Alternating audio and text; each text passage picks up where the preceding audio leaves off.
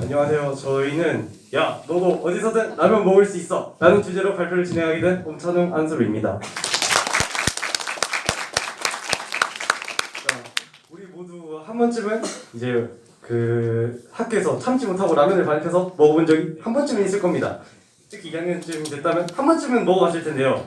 이제 저희는 오이를 참지 못하고 학교에 라면을 들고 오는데 그 심해 잠수정이나 우주 왕복선 같은 경우에서는 아주 오랜 시간 표류하기 때문에 라면을 먹을 수 없습니다. 그렇기 때문에 이런 극한 상황에서 라면을 먹을 수 있는 방법이 뭐가 있을까 해서 이런 극한 상황에서 라면을 끓여 먹는 방법을 연구해보게 되었습니다. 일단 라면의 장점 조금만 올려주세요. 내려주세요.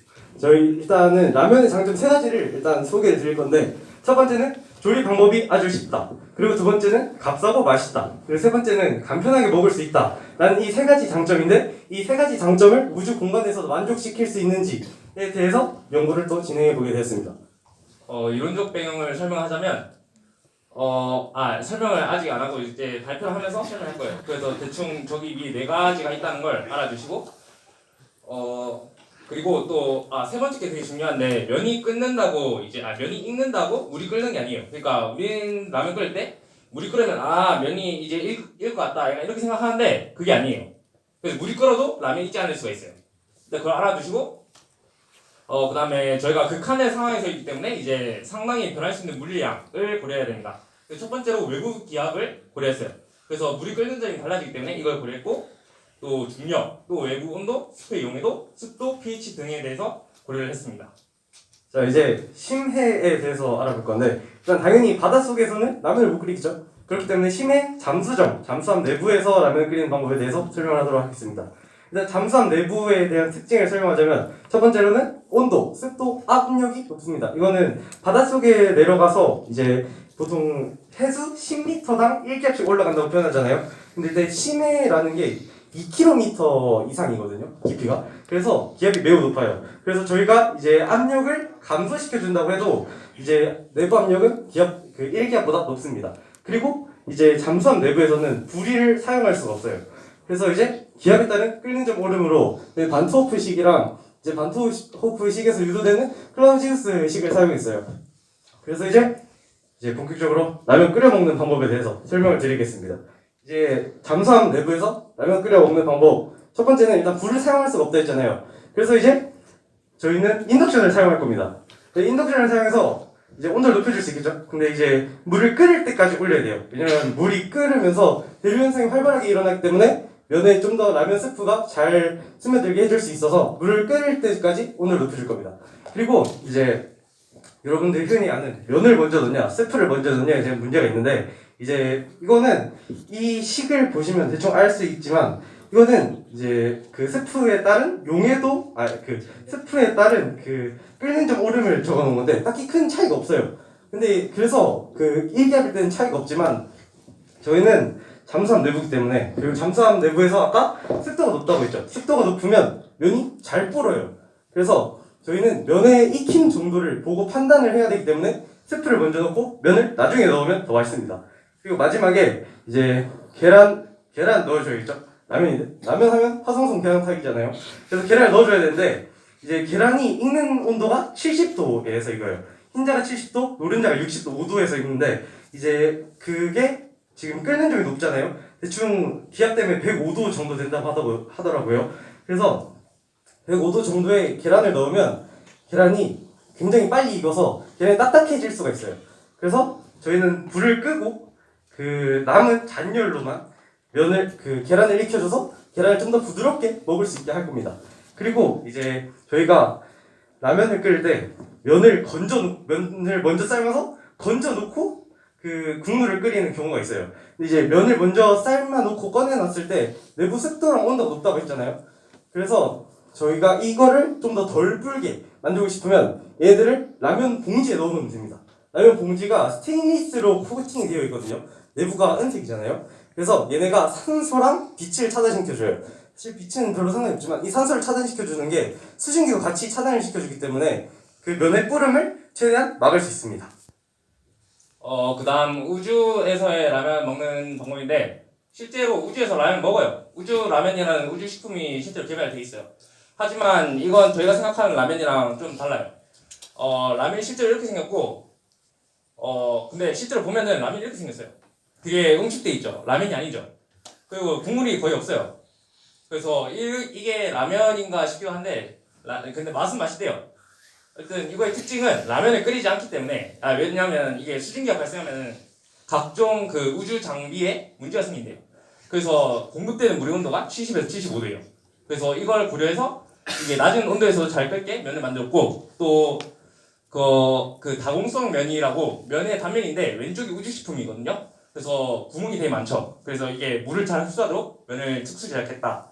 그리고 또 점성이 높은 습을 사용해서 이제 면이 먹을 때 잘 안 튀게 또 그런 물을 흡수를 잘하게 이렇게 원리를 만들었고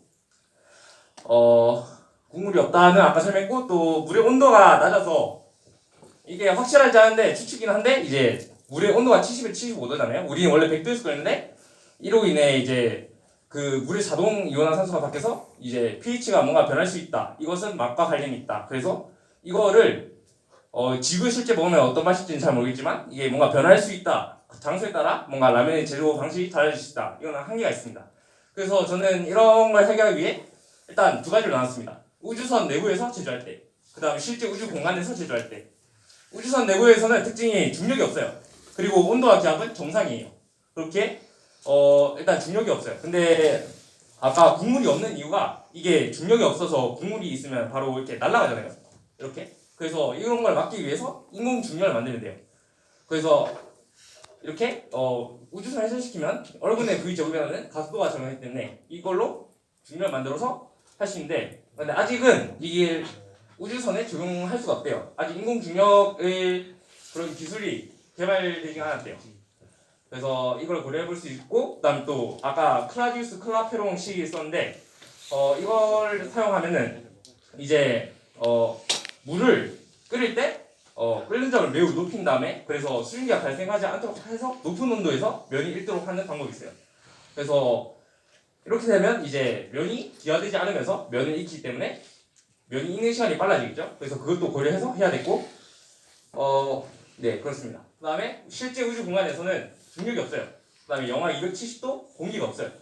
우주 복사선도 많아요. 그래서 실제로 우주 공간에서는 먹는 게 불가능하기 때문에 이거를 제조해서 집에 가서 먹는다 이런 방식으로 생각했어요.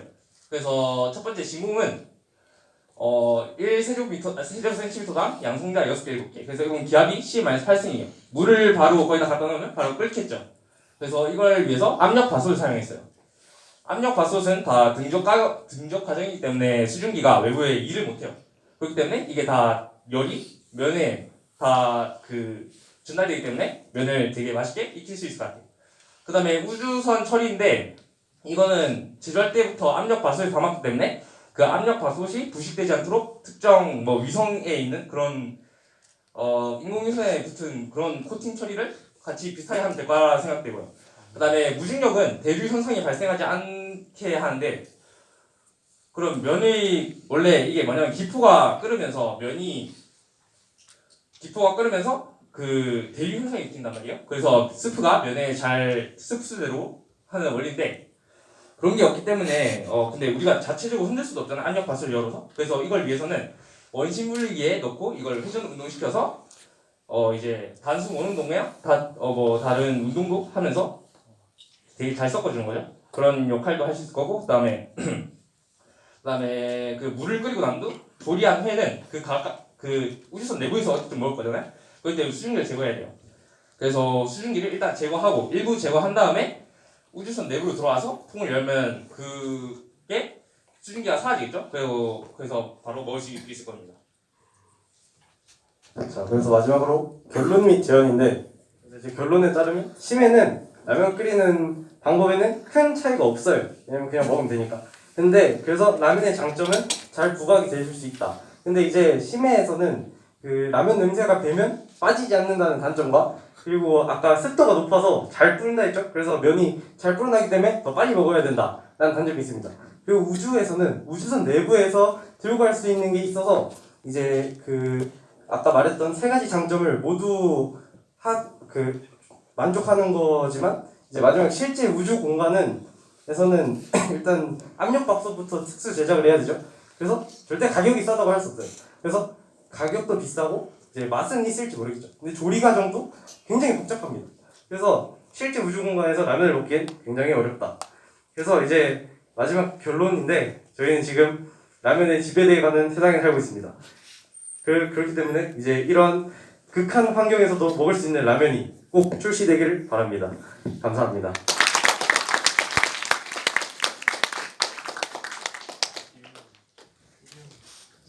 질문해 주세요.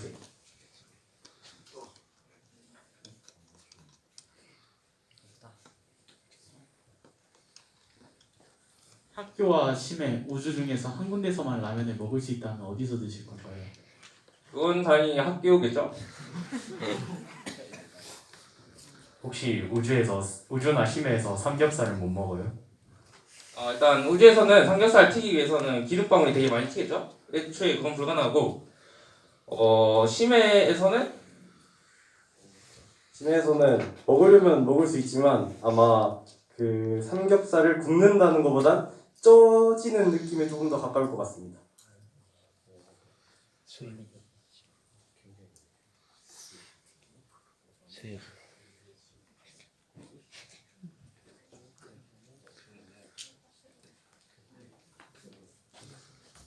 발표드리도록 하겠습니다.